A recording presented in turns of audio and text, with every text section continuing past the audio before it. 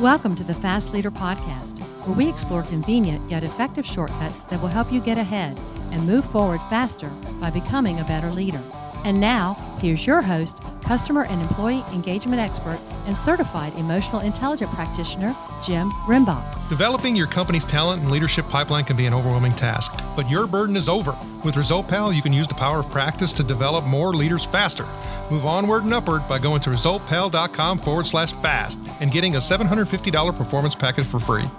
Okay, Fast Leader Legion, today I have the honor of having somebody on the show who's really making a significant difference in this world today. And boy, we need what he's been doing now more than ever. Chip Huth was born in Columbus, Ohio. As a young boy, his family was constantly moving. Until he reached the 6th grade, Chip didn't even attend the same school 2 years in a row. All of that instability and moving around could be why he has called Kansas City, Missouri his home for the last 25 years. Chip spent his early childhood in a variety of challenging environments. He's been homeless, lived in missions and Salvation Army facilities, slept in police stations, and been in foster care with several families, and lived on his own since his age of 17. Because of being rescued by his uncle, he was able to find a stable teenage life on the farm and join the Army. Continuing his growth after the Army, Chip got a bachelor's degree in multidisciplinary studies from Grantham University and an associate's degree in police science from Park University. Chip is a captain with the Kansas City, Missouri Police Department and has 24 years of law enforcement experience. He currently serves as the Watch 1 commander for the Central Patrol Division. Chip is an adjunct professor for the University of Missouri, Kansas City, a part-time instructor at the Kansas City, Missouri Police Leadership Academy, a consultant for the Kansas City Police Department's Office of General Counsel, the Missouri Police Officer Standards and Training Commission, and the Missouri Attorney General's Office. Chip is an author, speaker, and a certified national trainer in defensive tactics, an expert witness in the field of police operations and reasonable force, and a subject matter expert on police use of force. Chip is proud to be able to serve people and wants to be remembered as someone who was others-focused and helpful. He is particularly interested in helping law enforcement adapt effectively to the changing expectations of their communities. Chip is currently engaged to the most lovely person he has ever known. He has 2 grown sons, Christopher and Brandon, and has a soon-to-be stepson, Connor. Chip Huth, are you ready to help us get over the hump? Jim, thank you very much. It's a genuine honor to speak with you today. Oh, the honor's mine, and I'm glad to be able to share you and your story with the Legion. Now, I've given them a little bit about you, but can you tell us what your current passion is so that we can get to know you better? Really leadership, to be honest with you, and trying to develop leaders. When I got promoted to captain, it was a year ago on December 7th, the goal was to start developing within our organization future leaders. I see a real need as we're moving forward, and especially with the challenges that we're all seeing today, I see a real need for strong leaders who have good character and a good sense of recognizing the personhood of the people they lead and the people they serve.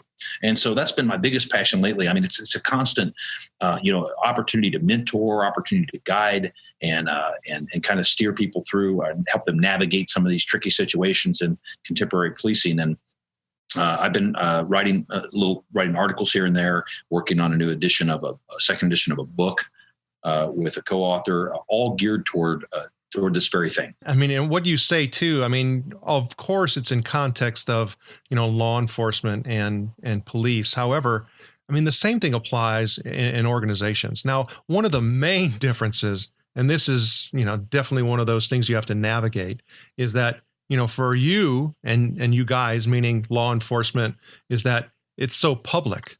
I mean, you have the news chasing you around everywhere. Because the fact is that there's a lot of companies and organizations that are out there today that if that lens was cast upon them, there'd be more atrocities that are shared on the news than, unfortunately, what happens with law enforcement. Yeah, no, I can absolutely see that. And I do have the privilege of working in a lot of corporate space also, as a consultant, and I find great value in that.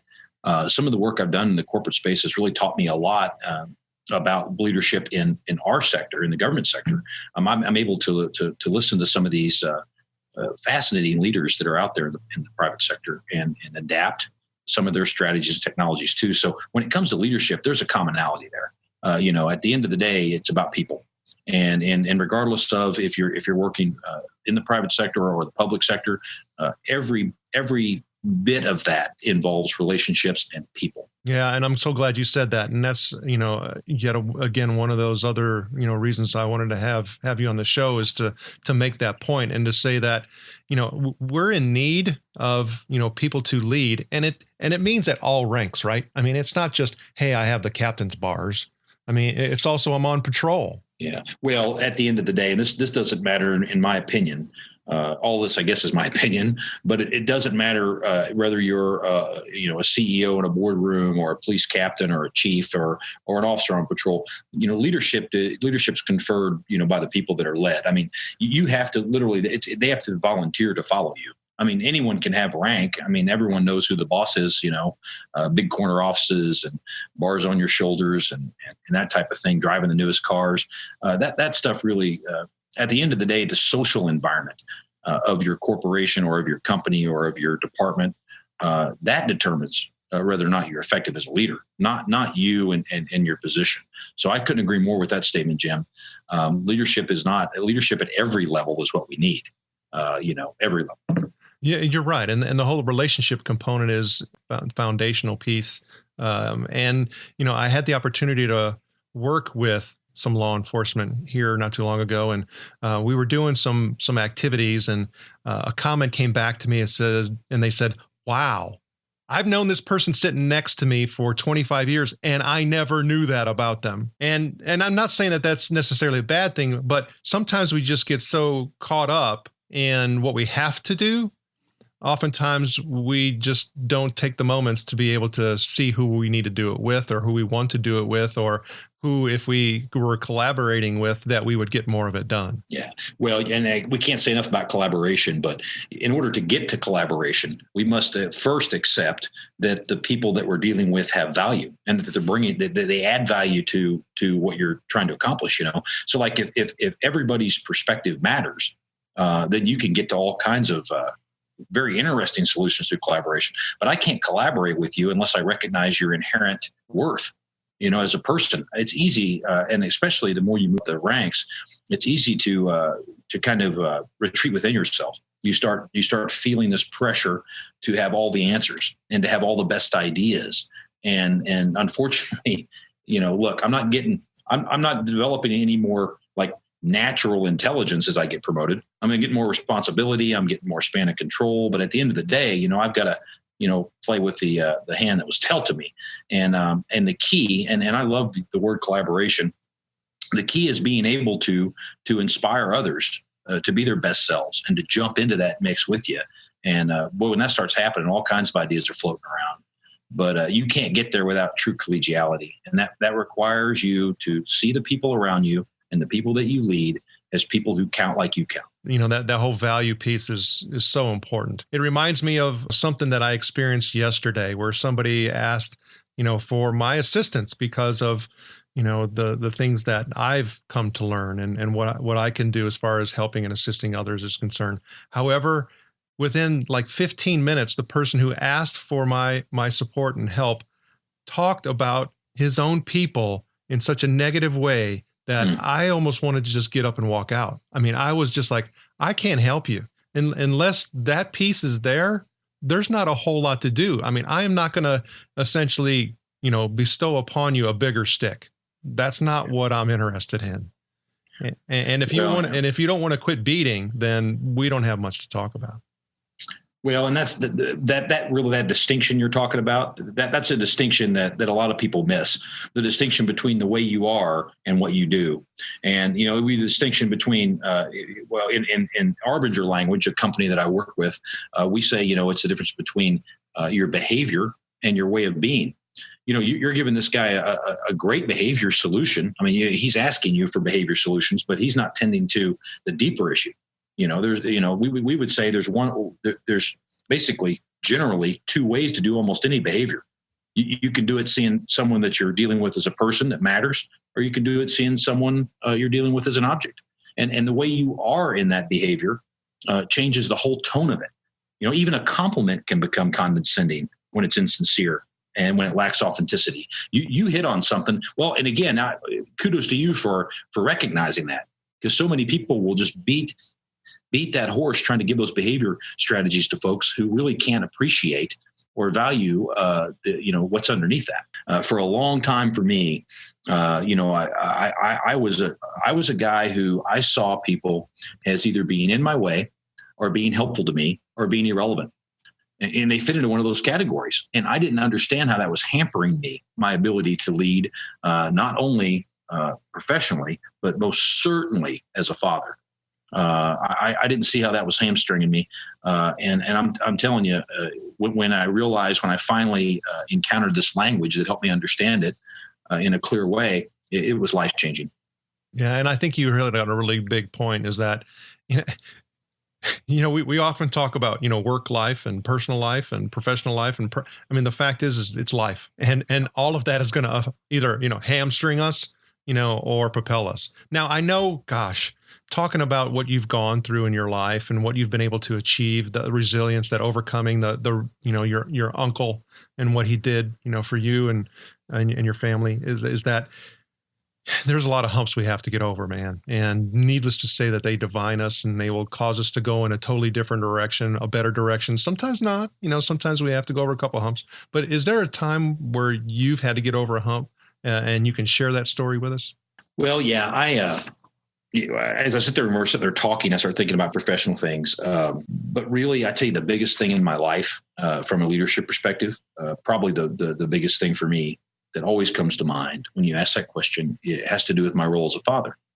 And ultimately, there's no more important leadership role, especially in today's society. I've literally witnessed the absence of fathers contribute to such decline, and not only in morality but in order. That's the big common denominator in a lot of the folks we deal with that are in crisis is they lack that kind of leadership. So, I guess one of the challenges that I had was the way that I used to see things, the lens through which I saw the world. In science, they might call it a paradigm. It was seeing people as, in terms of how they could be useful to me or whether they were getting in my way. And I parented that way. And it's heartbreaking to share this, but it's also honest. And I remember one day, I'm in an airport. This is kind of a setup to the story. I'm in an airport and I am, waiting on a layover, and I go into a bookstore. I like to read, and I'm looking around and I find this book called Leadership and Self-Deception. And, I like leadership, and I'm a philosopher. So I thought I understood self-deception. I thought, well, this is kind of interesting. So I picked the book up and I tear through it. I read it like in a couple of hours. I'm flying through this book. And I finished it up on the plane. And this is what I took away from the book, Jim. And this is embarrassing to say. After I got to the last page, I thought, this book is wonderful. This book tells me what's wrong with everybody who's a problem in my life. I can't believe, so I literally started prescribing this book to people that I thought were problems.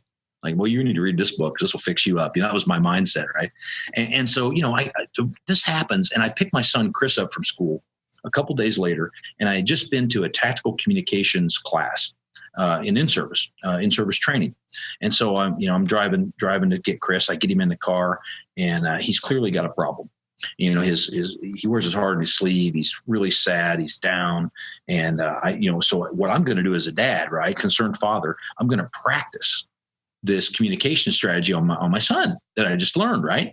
So I start asking him, hey, son, what's going on? What's the problem? And he's not giving me anything. And we're driving home, and I'm starting to get a little frustrated because this techniques worked in class, and so but it's not working. And we get to the driveway. I pull in, and I put the car in park. And I will never ever forget this. And it's emotional every time I talk about it. I say to Chris, I go, Chris, why won't you tell me what's wrong? And Chris says, Dad, you wouldn't understand. And so now I've turned sideways in the seat toward him. And I said, Chris, what makes you think I wouldn't understand? You see what I'm doing there, right? The open-ended questions, just like I was taught. And he turns in the seat. And when he does, his eyes are full of tears. And he looks right at me, right through me. And he says, because you're a robot, Dad. And he gets out of the car and he goes into the house. And I remember sitting in the driveway, and what I realized in that moment I thought back to the book that I'd read, Leadership and Self-Deception, and I realized this. Chris was not responding to what I was doing. He was responding to who I was as a person, who I was as a person, as a dad, who he knew me to be. At the level of behavior, I was doing everything right. If you were a behavior coach, you'd be like, well, you're asking open-ended questions. You've turned your body toward him. You're sincere. You're at least you're appearing to be sincere. You're doing all the things that they would tell you would be perfect in a communications setting. But he's not responding to that. He's responding to who I am in what I'm doing. That was probably the moment I started realizing that book was talking to me. Wow. Kind of makes me think about some of the times where, my kids would say that back to me. So when you start thinking about where you go from there or where you went from there, how did you change that around for you and Chris? Well, I'll tell you what I did, Jim, is I dived into this concept of self-deception deeply. I went so far as to become involved with the Arbinger Institute. I'm currently a senior consultant for them. These people are my friends now. The founders of the company.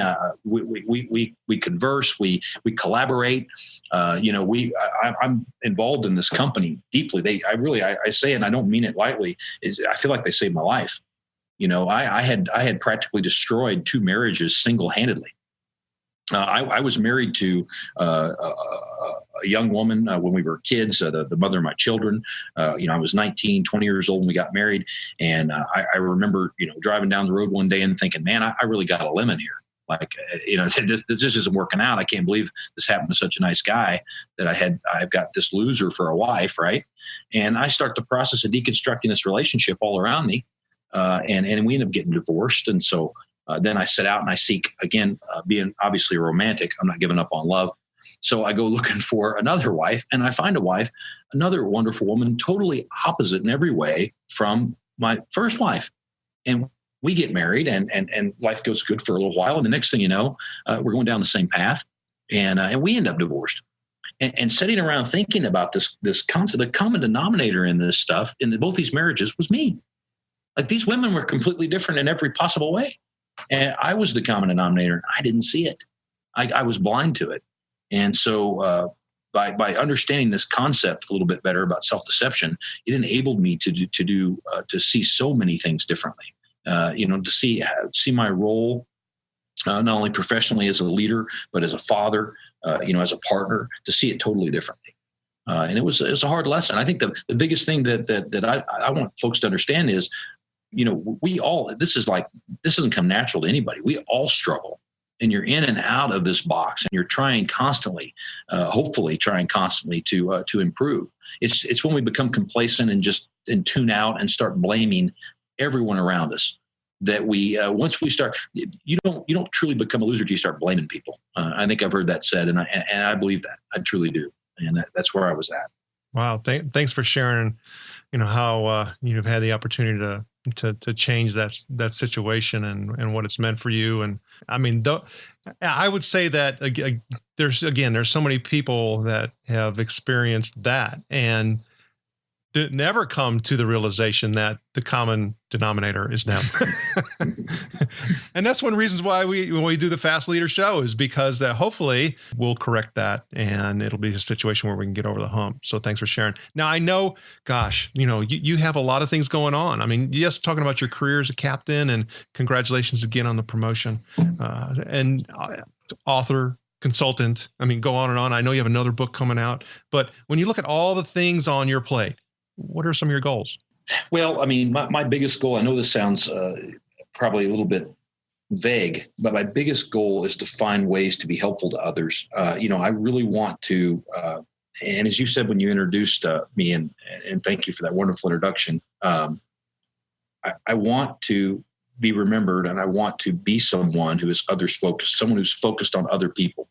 And I've got a friend of mine that's a Navy SEAL captain, and we talk about this idea of focusing on others, and he makes a very clear point of saying that, look, in Navy SEAL training and basic underwater demolition / SEAL BUD school, which is known around the world as one of the toughest, hardest military trainings in the world, they can't always tell when or who at the first of these classes are going to quit. They come from all different walks of life, from professional athletes to farm boys like me. And when they're all lined up out there, they're not able to tell, right off the bat who's going to quit. But what he said to me was very telling. He said, we can't tell who's going to quit, but you can generally tell when they're going to quit. And he said, and that's the point when they stop focusing on the mission and their teammates and start focusing on themselves. When they start thinking about how cold, wet, tired, and hungry they are, it's just inevitable. It's not a matter of if they're going to ring out, it's when. And I'm telling you what, that is it. That is so telling. And so my goal and what I'm trying to do now is to become, less occupied with myself. And I find so much reward in trying to help others grow and trying to share credit and trying to share, as you said, collaborate with people to accomplish things. That's the biggest thing I'm working on. And then, if you're going to talk about project wise, the second edition of Jack and I's book is a big thing right now. We've dived deep into. Arbinger's helping us work with that. We've acquired the rights from the publisher for the second edition, and we are now. The goal behind doing that was, first of all, my publisher was awesome, but we can't control the price point. And our goal behind doing the second edition is we'll be able to actually control the price point and be able to hand the book out to people and have it be more helpful. It was never about making a buck. It was about sharing this philosophy and kind of cascading it out. And, my heart breaks, weekly when I see the news and I see how law enforcement is struggling, to communicate our intentions to folks. And I want to be able to get that book out as kind of a platform to start a discussion with law enforcement. So many people have not been able to read it because, it's marketed as a textbook, and, the average cop, isn't going to spend $50, for a book. So they got families to feed and that type of thing. So I'm really excited about that project. So there's a little bit of kind of what I'm working on personally, and then what I'm working on kind of externally, if that was helpful. Oh, and it was perfect. And the Fast Leader Legion wishes you the very best. Now, before we move on, let's get a quick word from our sponsor. A dry leadership pipeline shouldn't clog your business from moving onward and upward. Get over the hump by filling the gap between leadership development and top performance with ResultPal. Rocket to success by going to resultpal.com/fast and getting a $750 performance package for free. All right, here we go, Fast Leader listeners. It's time for the Hump Day Hoedown. Okay, Chip, the Hump Day Hoedown is the part of our show where you give us good insights fast. So I'm going to ask you several questions, and your job is to give us robust, yet rapid responses that are going to help us move onward and upward faster. Chip, Huth, are you ready to Hoedown? Let's get it on. All right. So what do you think is holding you back from being an even better leader today? Oh, wow. So many things probably, but without a doubt, I'd say my biggest struggle is time management. I spread myself really thin and I take on a lot. And I really, really could use a little more focus. What is the best leadership advice you have ever received? Oh, my God. I'll never walk past a small mistake. What is one of your secrets that you believe contributes to your success? Without a doubt, it's my ability to recognize talent in others. I can recognize someone when they walk in a room. I can just see their potential, and because of that, I'm able to assemble teams that really, frankly, make me look a lot better than I am. What do you feel is one of your best tools that helps you lead in business or life? Humility, without a doubt. Humility is the superpower. It's the thing that I leverage to accomplish everything. What would be one book that you'd recommend to our listeners? And it could be from any genre. Oh my Lord, so many books. This is fast. Okay, off the top of the head, American Icon by Bryce Hoffman. It's a story of the Ford Motor Company's turnaround under Alan Mulally.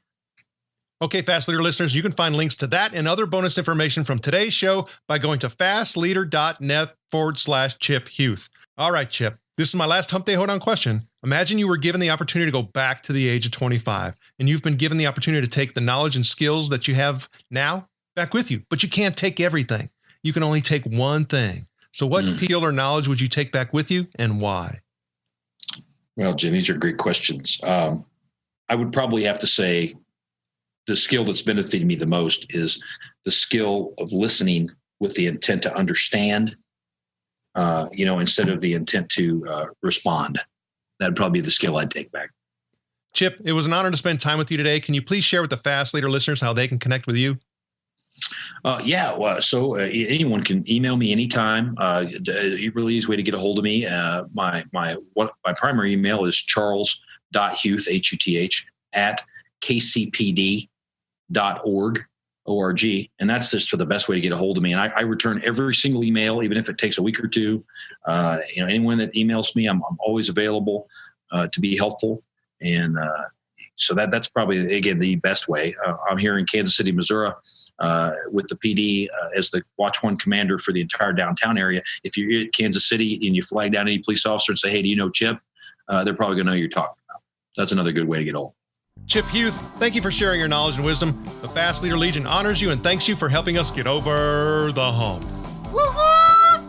Thank you for joining me on the Fast Leader Show today. For recaps, links from every show, special offers, and access to download and subscribe, if you haven't already, head on over to fastleader.net so we can help you move onward and upward faster.